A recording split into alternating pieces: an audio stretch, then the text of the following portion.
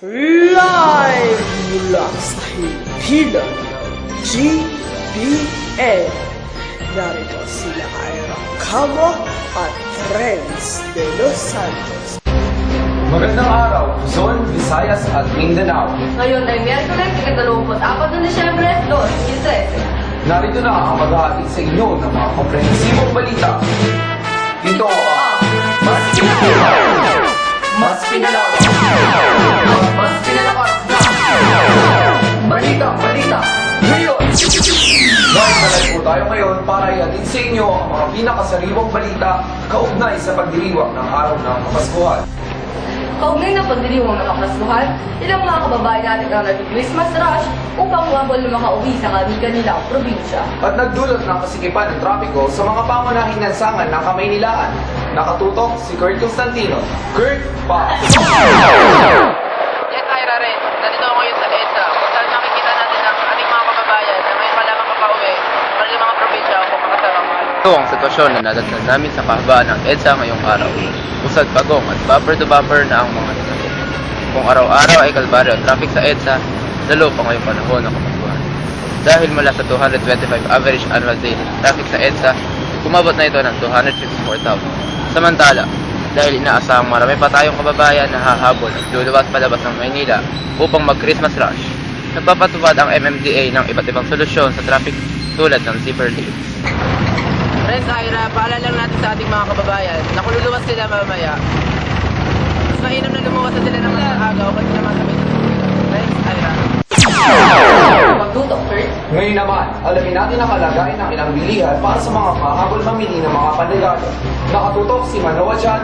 Manoa, pasok! Nandito tayo ngayon sa Divisoria kung saan marami ang nagla-last minute shopping para sa kanilang mga panregalo. Maaga pa lamang ay abalang-abala na sa pamimili ang mga kababayan natin. Sarit-sari at mura ang mga panindang mabibili dito sa Divisoria, kaya naman dinadagsa ng mga tao. At dahil maraming tao, paboritong lugar ito ng mga masasamang loob na nais manamantala. Ngayong araw ay nakapagtala tayo ng 14 na insidente ng pagnanakaw na nai-report sa pulisya. Samantala, pinaiigti naman ng PNP ang seguridad sa lugar. Ayan muna, live mula dito sa Divisoria, Manoa Chan, nakatutok. Maraming salamat, Manoa Chan. Samantala, dumagsa rin sa mga supermarket ang mga kababayan natin para bumili ng pang Noche Buena. Nakatutok si Dixie Crisostomo. Dixie! Friend, nandito tayo ngayon sa isang supermarket na malolo upang saksihan ang pamimili ng ating mga kababayan ng kanilang gagamitin para sa Noche Buena mamaya. Abalang-abala ang mga kababayan natin dito sa pamimili ng mga ihahanda nila mamaya para sa Noche Buena. Bagamat nagkakaubusan na ng stock ng ilang mga produkto, dagsa pa rin ang mga tao.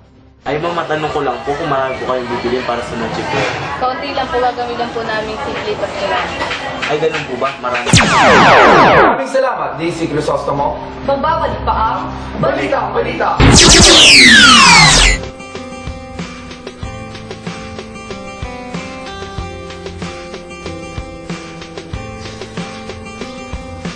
Tiring, it's a tiring day ahead. I don't want to stay in bed. I just want to sleep more.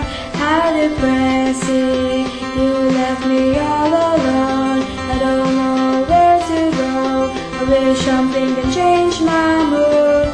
Oh, YouTube is extraordinary. Sweet as cherry. No need to worry. So strip it slowly, lick it, suck it, come on. Enjoy the fun, feel the madness. YouTube, strip it, lick it, suck it harder. YouTube, available at supermarkets nationwide. Samantala, mga simbahan sa bansa, dinagsa ng mga tao para sa huling simbang gabi. Nakatutok si Jelina Cruz. Jelina! Nandito tayo ngayon sa Baraswing Church sa Malolot, Bulacan, sa mga simbahang dinagsa para sa uling simbang gabi kanina. Marami ang dumalo sa huling simbang gabi kanina dito sa Baraswain Church. Samot-saring kahilingan, ngunit nangingibabaw ang malakas na paniniwala at pananampalataya sa Diyos. Ira, paalala lamang sa mga kababayan natin na mayroon pang gaganaping anticipated mass sa ganap na ikawalo ng gabi. Ira? Maraming salamat, Jelina. Samantala, Metro Manila Film Festival entries, binida ang kanilang mga show. Nakatutok sa Kimberly Clark. Showbiz. Metro Manila Film Festival entries, ibinida ang kanilang mga flow.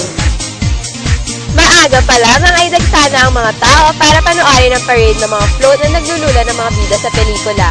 Iba't iba ang disenyo at tema ng float. May isang mananalo ng Best Float Design na sasabihin naman sa awarding ceremony ng MMFF sa December 27. At yan muna ang latest happenings dito sa mundo ng showbiz. At ang mga balitang salok natin ngayong araw. Mga balitang pinanday sa katotohanan. Na ibinalita sa inyo ng buong tapak. Mula sa balitang pinagkakatiwalaan. Ito ang Balitang Balita! Hindi kahapon. Hindi bukas. Hindi ngayon. Magandang gabi at maligayang Pasko.